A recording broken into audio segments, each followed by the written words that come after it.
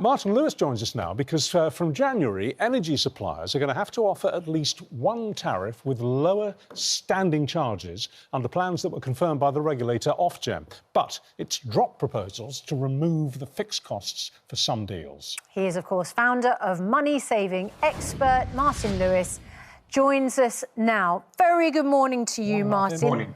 Just remind us how standing charges work.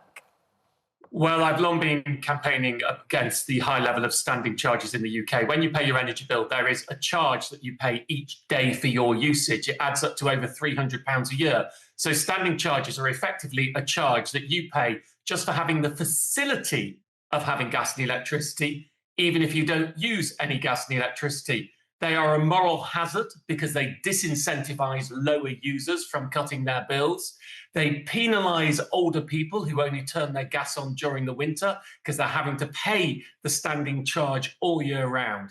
And it has been an absolute nightmare. It is without any question the biggest single thing I get complained to about in energy bills. The understanding of it is that the basic philosophy is what the regulator has tried to do is put all the fixed costs, all the unmovable costs into the standing charges and then the variable cost into the unit rate, which at first glance seems logical.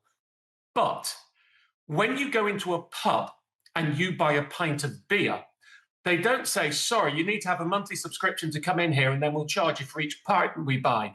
They have fixed costs too. They put them all in the pint of beer. So there is absolutely no need for all the fixed costs to be in the standing charge. I've been campaigning on this for years. I thought we were about to have a solution, which is what has come out today, and I am bitterly disappointed by what Ofgem has done. OK, well, Martin, this consultation that we referred to at the opening here, it comes off the back of something that you actually proposed to Ofgem, but as you're making very clear, you're deeply unhappy about the outcome, aren't you? Yeah, I mean, unfortunately, Ofgem is smothering the brand that would work in a pillow of bureaucracy. What I suggested to Ofgem is, first of all, we wanted the price cap to lower standing charges within the price cap, the default tariff that 2/3 of the country are on. That was never going to happen because then to do that, Ofgem would have had to work with government and government would have had to support vulnerable high users. Didn't happen, so this was an alternative. And the alternative I came up with, which you should have two price caps. One, the price cap as it is now with the higher standing charges, and then you have an alternative price cap mechanism where you have much lower standing charges. And to be very plain, you would take some of the cost off those standing charges and you would increase the unit rate, the amount that you pay for each unit of gas and electricity. And that new low standing charge would benefit lower users. And my proposal was vulnerable users should be defaulted to whichever was the best price cap tariff. What Ofgem has announced today is not within the price cap mechanism. Ofgem has just said it's going to make firms offer a lower standing charge tariff. Now, that would be a switchable tariff that only people who actively decide to switch to it get.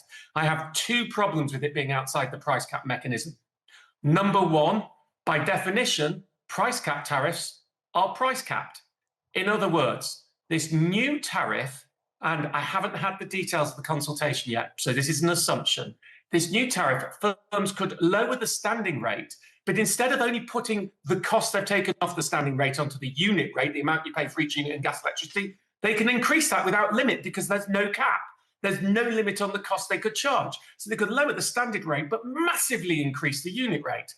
The second problem is the whole definition of the price cap, while it's become sadly a default tariff, which should never have happened, it was meant to be there for vulnerable users who don't engage in the market and who never switch, to give them a backstop. So if you would put this new low standing charge within the price cap, people could have been automatically defaulted to the best tariff for them. Vulnerable low users could be. Under the new system, vulnerable lower users, people with onset dementia, people who struggle with the internet, people who don't really understand and who never switch, will not be able to access this because the only way you can access this is by switching. So that whole backstop mechanism that was put in place, and many of the people who really need this, because this is only a tariff that people with low usage will benefit from, will not access it because they never switch. So everything that I wanted in the initial suggestion seems to, as I say, been smothered by a pillow of bureaucracy. Okay. We will be fighting hard in the consultation to try and turn this one backwards, but I'm very disappointed this morning. That's why you're unhappy. OK, thank you, Martin. And thank you.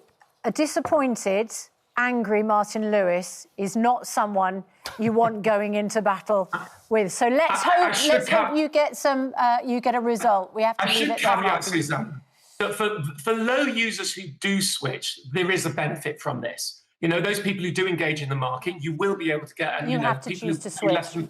If you pay less than around 1,200 quid a year, it may well benefit you. But OK, we get it. We feel it. We feel it, Martin. Thank you.